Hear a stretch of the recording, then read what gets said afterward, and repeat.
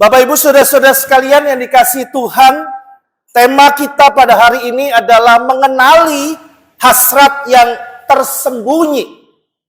Bapak Ibu Saudara-saudara sekalian, di dalam sebuah artikel atau di dalam sebuah berita yang saya baca, saudara-saudara, satu kali ada sebuah peristiwa di mana di Australia ada sebuah sepeda yang diparkir dan sudah dikunci, digembok saudara-saudara, dan ditinggal oleh pemiliknya. Namun saudara-saudara, menariknya bahwa sepeda itu kemudian diambil atau dicuri oleh orang, bukan seluruhnya, bukan semuanya sepeda itu utuh diambil saudara-saudara, tetapi hanya bannya saja.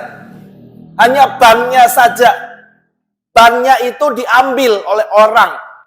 Dan menariknya Bapak Ibu Saudara-saudara, kejadiannya itu bukan di Jakarta, ya.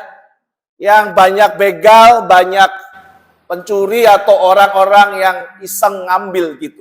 Kejadiannya itu Bapak Ibu, sekali lagi minta maaf, bukan meremehkan Jakarta, tetapi ini yang terjadi, saudara-saudara, bahwa kejadian ini terjadi di Australia. Bapak Ibu saudara-saudara, Australia itu merupakan negara yang masuk di dalam 10 negara terkaya di dunia, Bapak Ibu saudara-saudara. 10 negara terkaya di dunia dengan catatan PDB per kapitanya itu mencapai 23.152 US dolar atau 1031 miliar. Dan gaji rata-rata, saudara-saudara, bayangkan, mingguan, ini minggu, bukan bulan, Bapak Ibu saudara-saudara ya. Kalau bulan saudara-saudara mungkin banyak saudara-saudara kita yang seperti ini, mingguan. Itu rata-rata dari 26 juta penduduk Australia, 1 minggu, 5 hari mereka bekerja, rata-rata penghasilannya 1.838 Australia dolar Australia. Kalau kita mau kurskan dengan rupiah, itu hampir 19 juta. 1 minggu. Saudara-saudara mungkin berpikir untuk pindah ke sana. Saudara-saudara, makanya banyak orang Indo yang kirim anaknya sekolah di Australia dan berharap kerja di Australia. Karena seminggu gajinya itu rata-rata, saudara-saudara, di rata-rata 19 juta. 1 bulan berapa, saudara-saudara? Bapak Ibu saudara-saudara sekalian, di sini memberikan sebuah gambaran kepada kita, saudara-saudara. Sekalipun Australia merupakan negara kaya dan orang-orang yang memiliki akan kekayaan, penghasilan yang begitu besar, Bapak Ibu saudara-saudara, tetapi tidak ada yang tahu akan hati manusia. Tidak ada yang tahu akan hasrat di dalam diri manusia, saudara-saudara. Orang kaya, orang yang berduit, tapi masih saja ngambil milik orang lain. Orang yang punya kekayaan yang besar, tapi masih saja korupsi.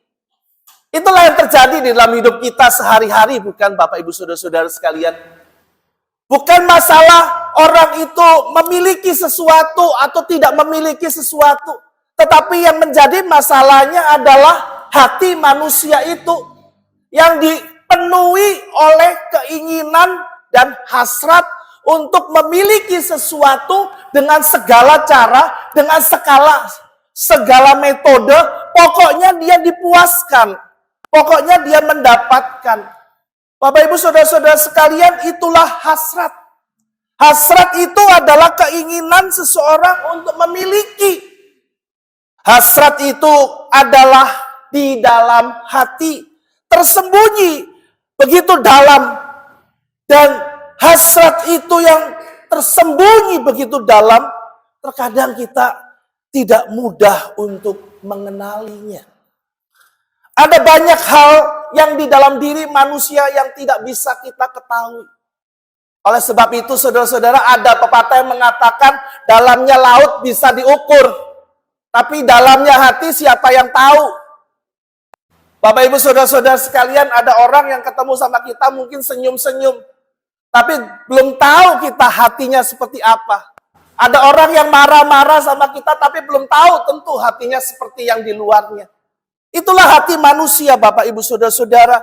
Hasrat atau keinginan di dalam hidup manusia ada banyak. Hasrat sosial, hasrat untuk boleh berkumpul, hasrat untuk boleh bersama-sama, hasrat untuk mempertahankan dirinya, mempertahankan akan apa yang dia miliki, hasrat untuk memiliki kebebasan, kebebasan bersuara, kebebasan untuk bertingkah laku, kebebasan untuk bekerja, kebebasan untuk memilih pasangan hidup dan sebagainya macamnya. Hasrat berjuang, mempertahankan hidup, hasrat untuk bersatu sehingga ada apa yang disebut dengan lembaga pernikahan. Hasrat untuk boleh memiliki akan orang yang dia cintai. Nah, Bapak Ibu saudara-saudara, hasrat manusia itu begitu banyak, begitu luas, begitu sangat dalam sekali saudara-saudara sekalian. Dan di dalam bagian firman Tuhan pada hari ini saudara-saudara sekalian, Tuhan Yesus mengajarkan kepada kita semua bahwa kita harus berhati-hati. Kok nggak bisa? Berhati-hati terhadap hasrat yang ada di dalam diri setiap orang. Boleh dibantu diklik. Nah, saudara-saudara, setiap kita harus waspada, harus berhati-hati dan mengenali apa yang menjadi hasrat-hasrat di dalam hati kita yang juga seringkali bisa muncul dan bisa berbuah sesuatu. Dan saudara-saudara sekalian, di dalam pembacaan Injil Markus, kita melihat bahwa Tuhan Yesus memakai akan dua narasi di dalam kehidupan yang saat itu ada, yang saat itu menjadi bagian hidup orang-orang Yahudi. Yaitu yang pertama, kumpulan daripada ahli-ahli Taurat. Ahli-ahli Taurat. Dan yang kedua adalah narasi daripada seorang janda yang miskin, saudara-saudara sekalian. Bapak Ibu saudara-saudara sekalian, Tuhan Yesus membandingkan antara dua kisah ini dan Tuhan Yesus mengajarkan kepada kita untuk berhati-hati terhadap hasrat yang seringkali muncul. Yang pertama yaitu dari ahli-ahli Taurat, saudara-saudara. Saudara-saudara sekalian, ahli-ahli Taurat ini adalah pemimpin-pemimpin agama. Mereka adalah orang-orang yang sangat mengetahui akan kitab suci. Mereka adalah orang-orang yang belajar firman Tuhan. Mereka mendalami akan Taurat Tuhan itu sendiri. Tetapi Tuhan Yesus mengatakan agar setiap orang berhati-hati dengan orang ini. Ahli-ahli Taurat, saudara-saudara sekalian. Saudara-saudara, apa yang menjadi perhatian daripada Tuhan Yesus? Saudara-saudara, Tuhan Yesus memperhatikan akan kehidupan mereka. Dan satu hal yang Tuhan Yesus perhatikan adalah hasrat. Atau di dalam bahasa aslinya itu adalah kata telu, bukan telo ya saudara-saudara. Kalau telo itu orang Jawa bilangnya makanan saudara-saudara. Ini telu. Telo itu adalah hasrat. Hasrat keinginan untuk memiliki sesuatu yang ada di dalam hati. Nah saudara-saudara, Tuhan Yesus mengatakan agar berhati-hati dengan hasrat daripada ahli-ahli Taurat. Bagaimana kita bisa mengetahui, saudara-saudara, hasrat mereka? Bagaimana kita bisa mengenali akan telo atau hasrat? desire daripada orang-orang ahli-ahli Taurat ini, saudara-saudara. Yaitu melalui apa yang mereka lakukan. Melalui apa yang mereka kerjakan. Melalui yang sehari-hari diwujudkan oleh para ahli-ahli Taurat itu. Yang pertama, saudara-saudara sekalian, mereka itu dikatakan oleh Tuhan Yesus, yaitu mereka suka berjalan sambil memakai jubah yang panjang. Ini yang dikatakan oleh Injil Markus, saudara-saudara.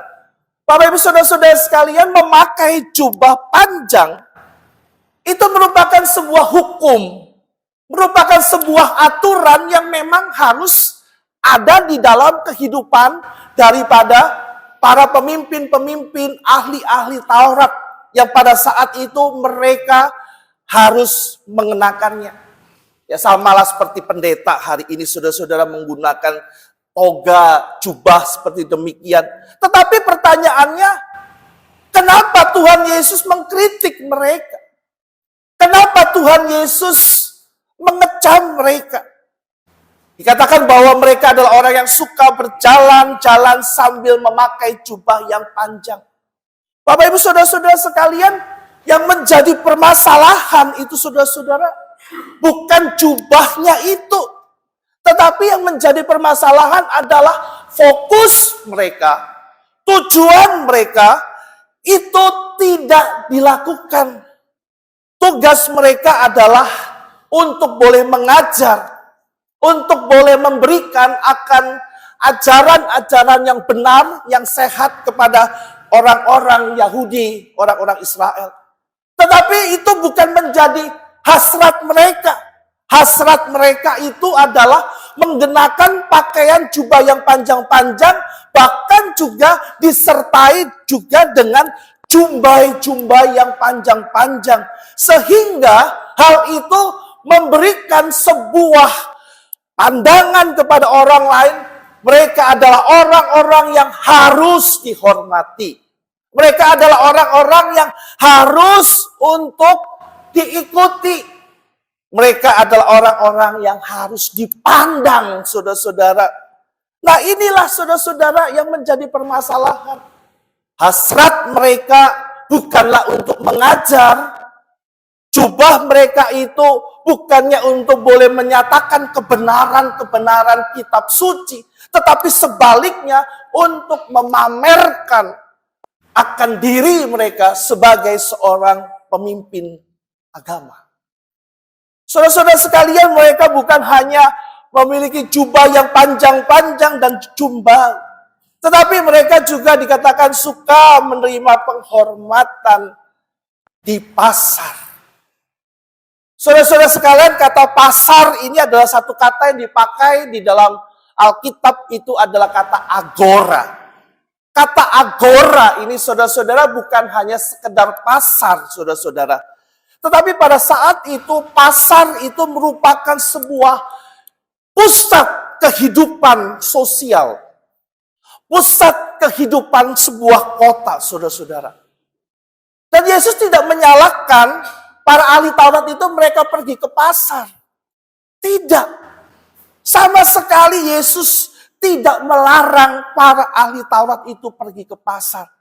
Tetapi Bapak Ibu Saudara-saudara, sekali lagi mereka menyalahgunakan tujuan mereka untuk berada di pasar itu. Pasar itu kalau mereka ada di dalamnya, seharusnya, sejatinya mereka itu harus menjadi orang-orang yang mengajar, yang membawa kitab suci, mengajar orang-orang di pasar. Tetapi saudara-saudara, mereka bukan sibuk untuk mengajar, tetapi mereka mau memamerkan dirinya. Mereka mau memamerkan akan keberadaannya. Dan mereka ingin untuk dihormati. Mereka ingin untuk hasratnya, keinginan di dalam hatinya itu, yaitu dihormati oleh orang, menjadi sebuah keadaan yang terjadi pada saat itu. Bapak Ibu Saudara-saudara, yang selanjutnya apa yang menjadi hasrat mereka itu terwujud, terlihat dengan sangat jelas dan terang. Ketika Tuhan Yesus mengatakan mereka itu adalah orang-orang yang suka duduk di tempat yang terdepan. Di dalam rumah ibadah. Di tempat terhormat di dalam perjamuan. Bapak Ibu Saudara-saudara sekalian, kalau kita memperhatikan akan bagian ini, tanpa kita melihat konteksnya, mungkin kita tidak terlalu jelas. Tetapi gambar yang saya tampilkan di sini, saudara-saudara, mungkin sedikit memberikan sebuah pandangan kepada kita bahwa ini yang terjadi di dalam kehidupan orang-orang Yahudi.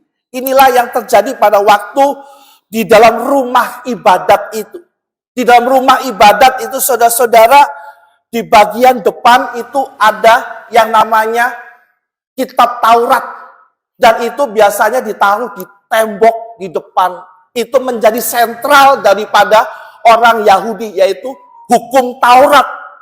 Dan pada waktu seorang rabi, seorang ahli Taurat itu memimpin ibadah, mereka mengambil akan Taurat itu dan mereka meletakkannya di depan untuk dibacakan. Tetapi yang menarik Bapak Ibu Saudara-saudara, seluruh jemaat, kursi mereka seperti Bapak Ibu menghadap ke depan, menghadap ke arah Taurat itu. Karena itu fokus daripada jemaat di dalam beribadah.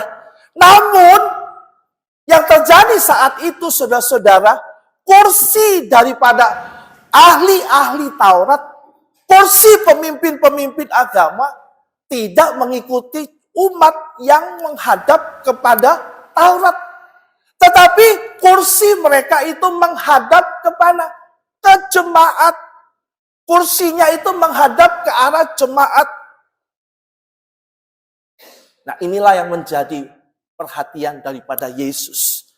Mereka itu adalah orang yang suka duduk di tempat yang terdepan di dalam rumah ibadat dan di tempat terhormat.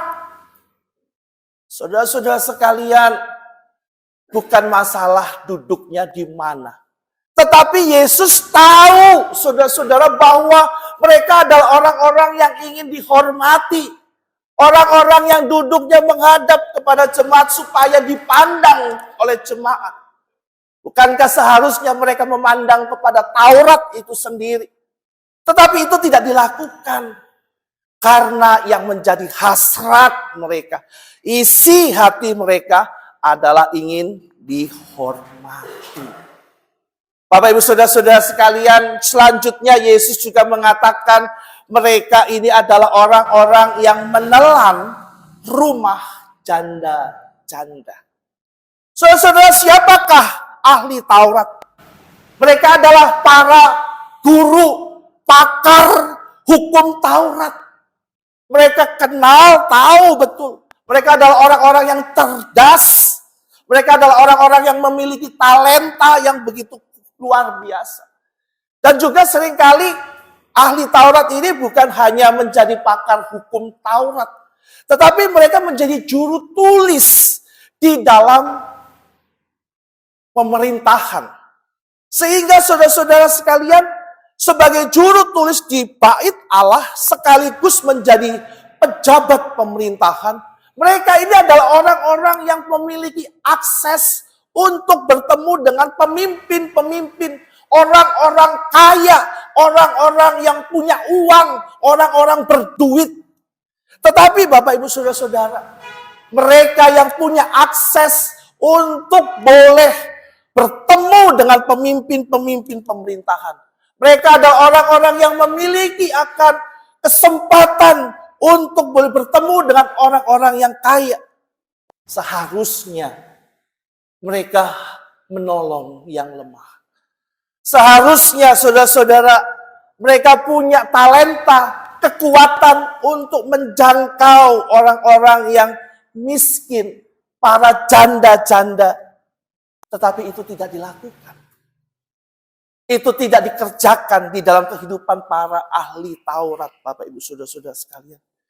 Sehingga saudara-saudara sekalian, Tuhan Yesus mengatakan di dalam bagian ini, hati-hati, waspada terhadap hasrat daripada ahli Taurat ini.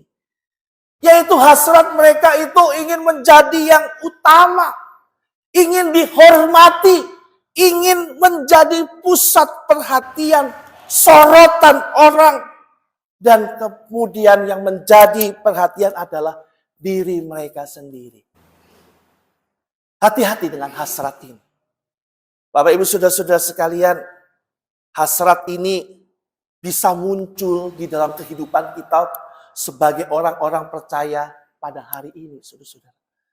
Hasrat untuk dihormati, hasrat untuk mungkin dikagumi di dalam kehidupan sehari-hari, di dalam keluarga.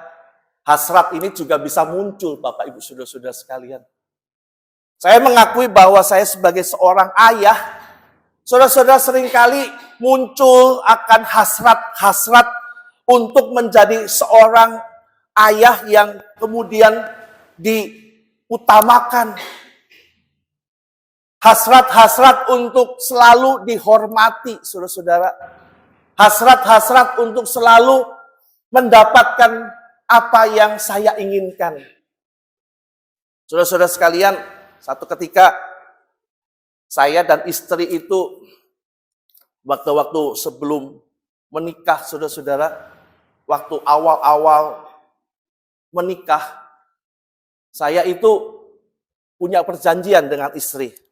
Mah, kita beli satu lemari baju. Ya.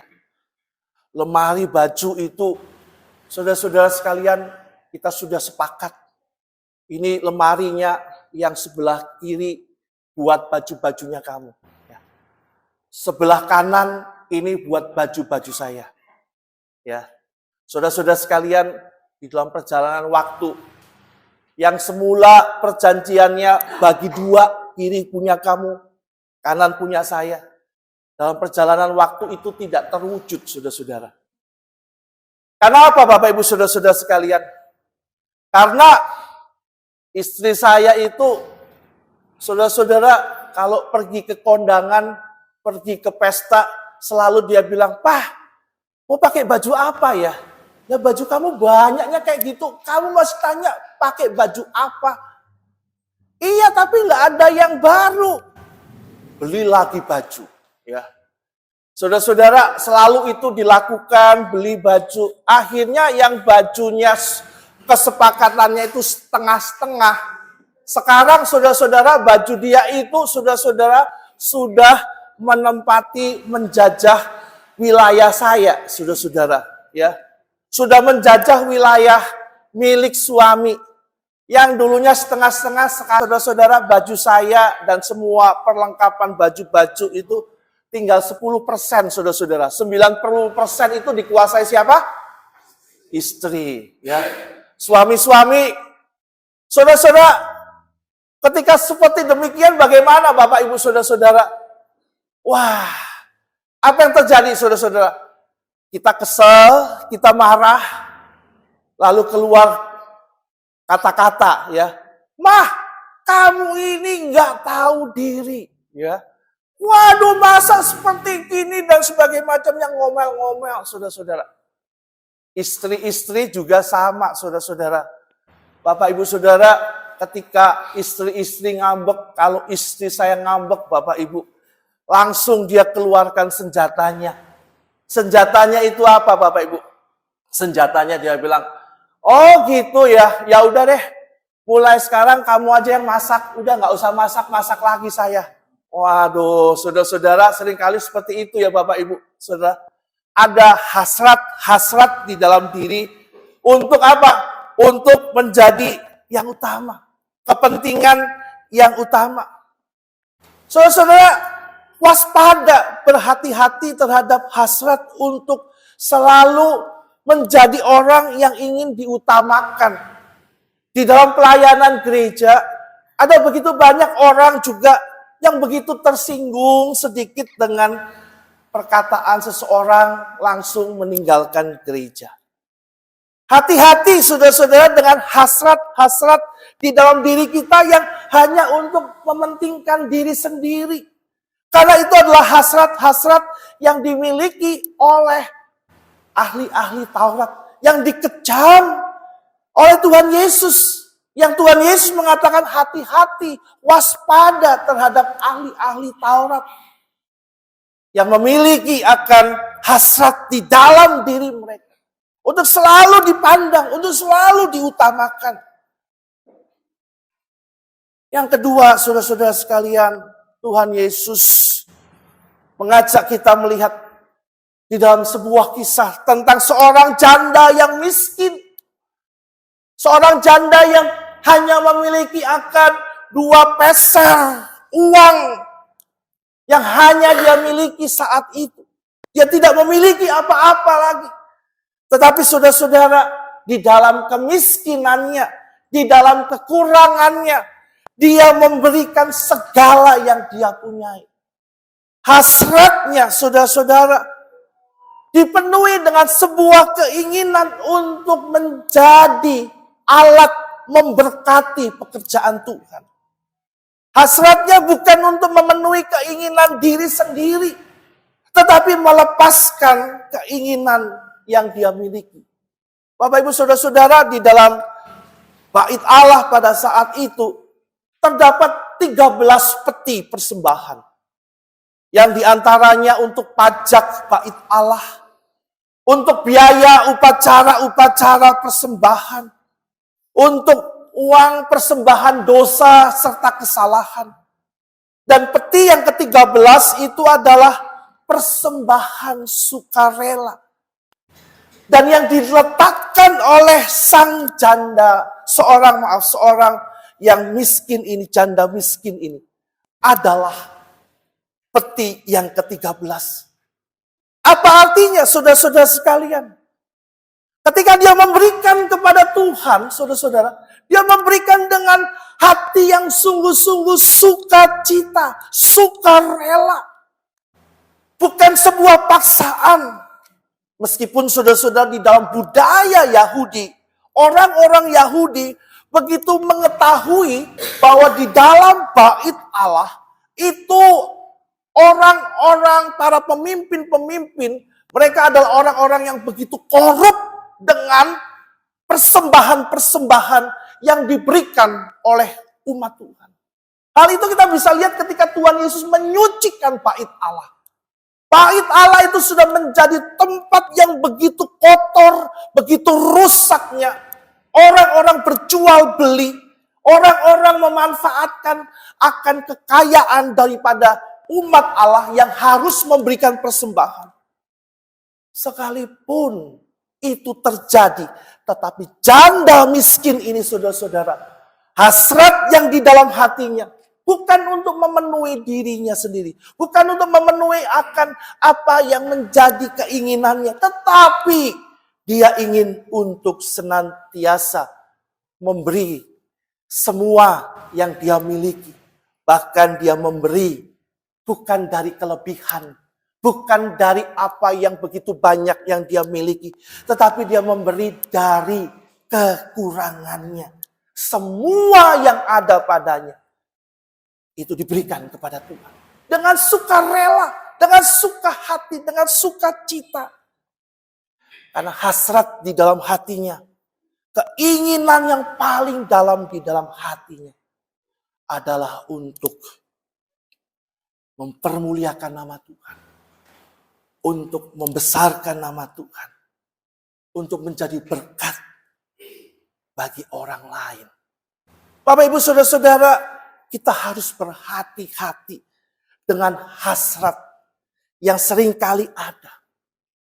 Hasrat-hasrat itu muncul, tetapi bagaimana kita bisa senantiasa di dalam hasrat itu kita mengutamakan Tuhan, mengutamakan kehendaknya, rencananya bagi hidup kita. Hari ini mana yang kita pilih, saudara-saudara?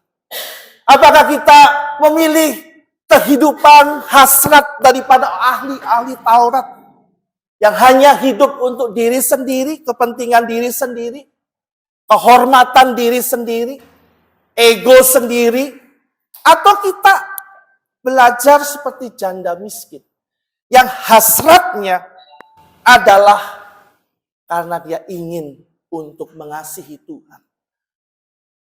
Dia ingin untuk terlibat di dalam pekerjaan Tuhan, yaitu dengan mengasihi kepada orang lain. Selalu menjadi berkat di dalam kekurangannya. Saudara-saudara sekalian, saya tinggal di sebuah pastori milik gereja, tidak jauh dari sini, di Kemayoran. Saya tinggal itu di sebuah daerah yang namanya Kepu Barat. Bapak Ibu Saudara-saudara, pastori gereja itu berhadapan dengan tetangga, jadi berhadap-hadapan ya saudara. Dan di depan pastori itu ada seorang nenek-nenek, tetangga saya itu nenek-nenek, saudara-saudara. Nenek-nenek itu setiap pagi dia cuci baju. Ya. Pada waktu dia cuci baju, Bapak Ibu Saudara-saudara, dia jemur dong bajunya. Lalu dia jemurnya di mana, Bapak Ibu? Ada yang tahu? Tebak-tebakan, saudara-saudara. Dia jemur bajunya itu di pagar rumah pastori pendeta GKI Bungur. Saudara-saudara sekalian, tiap hari kalau saya itu pergi dan pulang itu kerepotan. Karena pagar rumah saya itu saudara-saudara yang bukanya bukan begini ya, atau begini, bukan. Tapi harus didorong, seret, ada relnya, ya, tarik, dorong, tarik, dorong. Nah itu dia kasih baju-baju di situ. Kalau saya mau keluar, saya dorong, itu kan nyangkut saudara-saudara. Repot, bahaya, saudara-saudara, ribut lagi namanya sama tetangga. Jadi saya itu seringkali panggil itu nenek, "Nek, mau keluar." Baru dia ambilin, saya bisa buka, saudara-saudara. Waduh, itu betul-betul menyiksa sekali, saudara-saudara. Saudara-saudara dia punya cucu-cucunya itu juga pipis, kencing itu di depan situ, saudara-saudara. Buang kotoran juga di situ. Aduh, saya setengah mati, setengah hidup, saudara-saudara. Saya bilang sama istri saya, "Mah, ini pagar rumah kita ini kok saya pikir-pikir, saya bayang-bayangkan seperti tembok ratapan, Bapak Ibu. Semua masalah, semua kesenangan, semua kesedihan dibawa di situ. Saya yang repot, saudara-saudara. Satu kali, saudara-saudara, saya mau antar mama saya ke airport. Sudah keburu-buru waktunya, dan pada waktu itu Bapak Ibu Saudara-saudara sekalian, saya mau keluar, itu ada baju-baju di situ. Ini nenek-nenek ini juga dia jualan nasi uduk ya. Jadi saudara-saudara kalau dia seperti itu, seringkali banyak customer yang beli itu parkir motor di depan itu, pastori itu, di depan pagar itu. Waktu saya mau keluar, saya panggil itu nenek ya. Saya udah mau cepet-cepet. Saya panggil, "Nek, mau keluar nih Nek, cepetan. Cepet dong, cepet." Apa yang dia katakan, saudara-saudara? Hari ini sampai detik ini saya ingat kata-kata nenek itu. Dia bilang gini, sabar dikit, situ kan pendeta, nggak bisa sabar apa? Wah. Bapak Ibu, saya kasih tahu ya, pendeta itu juga masih manusia. Masih bisa ngamuk, masih bisa nesu, masih bisa marah, masih bisa jengkel, bete. Kita belum tumbuh sayap, belum. Saudara-saudara, aduh kesel banget. Saya sabar itu bukan seperti orang biasa sabar begini. Saya itu sabar dari kepala sampai ke bawah, saudara-saudara. Saya gini, wah sabar, sabar. Saya keluar dengan kesel, mau marah. Istri saya bilang, "Udah Pak, yang waras malah masuk aja ke dalam mobil." Puji Tuhan punya istri yang bisa nolong ya. Istri itu penolong. Lalu kemudian saya keluar. Tapi saya masih jengkel. Saya buka itu mobil, jendela mobil sebelah kiri. Saya buka, saya liatin, saya pelototin itu nenek, saudara-saudara. Kesel. Punya tetangga kok kayak gitu. Saudara-saudara sekalian, itu terus berlangsung. Sampai satu waktu saya bilang sama istri saya, "Ma, kita kok gini ya? Hasrat yang di dalam hati kita itu untuk apa? Untuk kepentingan diri kita sendiri. Kita nggak pikir untuk orang lain, saudara-saudara. Karena sudah menjengkelkan, sudah ngeselin, sudah merugikan. Mau buat apa lagi? Tapi ya udahlah. Kita sebagai orang percaya, sebagai orang Kristen kan harus memiliki hasrat untuk mengasihi, untuk menjadi berkat. Saya di depan rumah itu ada pohon pisang, Bapak Ibu. Satu kali saya suruh karyawan gereja potong pohon pisangnya itu, lalu yang bagian paling atas, ya, yang tandan yang paling besar itu yang paling atas, kan paling kecil bawah. Paling atas itu, potong agak kekuning-kuningan, lalu saya bawa. Saya bawa kemana? Ada yang tahu nggak? Hah? Kok pinter? Pinter ya jemaat sini ya, saudara-saudara. Atau punya pengalaman yang sama. Saya bawa sama nenek. Nah, pertanyaannya si nenek ini dia seneng atau dia bete, marah, atau jutek? Ayo, senang apa jutek? Yang pertama apa yang kedua? Hah? Iya, saya bawa ya. Saya bawa, Nek, ini ada pisang. Waktu saya kasih ini pisang ke nenek ini, saudara-saudara, mukanya itu udah kayak kuda, kayak apa pepaya panjang begitu ya saudara-saudara. Nggak senyum, nggak ngomong. Masuk. Wah, sabar. Harusnya kan orang dikasih itu kan terima kasih kan, betul kan Bapak Ibu? Dari kecil kita dikasih tahu begitu kan, belum berubah kan? Tapi namanya orang begituan ya sabar. Saudara-saudara, setiap hari Natal ya. Natal itu pendeta biasanya dapat hadiah dari jemaat. Saudara-saudara, jemaat saya itu baik-baik ya. Kalau Natal itu dikasih kue tart yang gede begitu ya saudara-saudara. Jemaat saya itu tahu diri. Nggak setiap hari biasanya cuma bilang, Pak Pendeta, tolong dong doain saya. Ini sakit. Nenek saya sakit. Ini saya sakit, semua sakit. Enggak cuma minta doain doang. Ya, banyak jemaat itu sudah minta doa begitu Natal. Cuman apa? Selamat Natal Pak Pendeta, pergi. Jemaat saya itu baik-baik, sama seperti di sini ya, semuanya baik-baik semua ya. Natal kasih kue. Wah. Kue yang pertama kali datang itu 20 inch ya, yang paling gede saudara-saudara. Dari sebuah toko roti yang terkenal di Jakarta. Yang saya tahu harganya mahal saudara-saudara. Saya langsung bilang sama istri saya, Mah, kita bawa yuk. Kasih ke siapa? Wah. Saya bawa ke nenek itu. Saya kasih ke neneknya itu saudara-saudara. Bagaimana saudara-saudara? Wah, ada perubahan dikit ya. Dia agak senyum dikit tapi ya. Cuman 2% senyumnya. Terima kasih langsung. Ada makasihnya. Saudara-saudara, setiap hari saya bergumul. Itu kalau pulang kantor, ada majelis gereja yang lewat di situ. Masa rumah pendeta kok banyak baju-baju gitu? Emang Pak Pendeta nggak bisa beli jemuran apa? Saudara-saudara, tiap hari saya bergumul itu dengan baju-baju yang berkibar-kibar. Bayangin dari baju yang warnanya jelas sampai ke kuning-kuningan, sampai ke coklat-coklatan, ada lengkap di situ. Tiap hari saya nyanyi, berkibarlah. Saudara ketawa, saya nangis saudara-saudara tiap hari. Nangis kayak gitu. Saudara-saudara sampai satu hari, ini nenek ini, suaminya meninggal. Saya langsung melawat ke rumahnya, saudara-saudara. Waktu saya rawat ke rumahnya, saya melawat, saya mengunjungi, saya bilang berduka cita, terus berduka cita. Saudara-saudara, si nenek itu langsung, apa yang dia lakukan, saudara-saudara? Dia peluk saya, Bapak Ibu, saudara-saudara. Aduh, Pak Pendeta, minta maaf ya, maafin kakek ya, maafin nenek dan sebagainya macamnya. Tapi dalam hati, Nek, maaf sih, maaf, tapi pelukannya terlalu keras. Istri saya aja nggak pernah meluk saya seperti itu.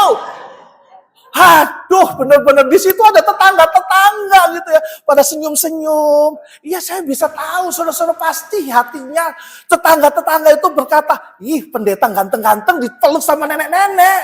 Ya ampun, hati saya juga meronta-ronta, saudara-saudara. Saya bilang, Nek, lepasin saya, lepasin. Tapi nenek itu semakin erat, saudara-saudara. Aduh, luar biasa. Ya, Nek, ya. Sejak hari itu, Bapak Ibu, kasih kita itu nggak pernah gagal. Kasih kita itu nggak pernah gagal. Sejak hari itu, saudara-saudara, nggak ada lagi tuh yang baju-baju. Wah, nggak ada. Saya kalau misalnya mau keluar rumah, keluar pastori, itu si nenek itu yang jualan nasi uduk itu langsung lompat, saudara-saudara. Dia bilang, selamat pagi Pak Pendeta. Selamat pagi, Nek. Mau kemana Pak Pendeta? Ke kiri atau ke kanan? Ke kiri itu ke gereja, ke kanan Kelapa Gading. Saya bilang mau ke kiri. Siap. Lalu dia stop itu, anak-anak yang pakai motor, yang pakai motornya bunyinya. Dia bilang stop. Stop! Pendeta mau lewat. Istri saya sama anak saya bilang, Papi hebat ya Papi ya. Bisa punya satpam pribadi ya. Bayarnya berapa itu saudara-saudara? Saudara-saudara, sejak hari itu, saudara-saudara, kita bisa melihat bagaimana apa itu kasih. Kasih tidak pernah gagal jikalau kita memiliki hati yang tulus untuk boleh mengasihi orang lain. Sejak hari itu, saudara-saudara, selama 20 tahun saya melayani di GKI Bungur.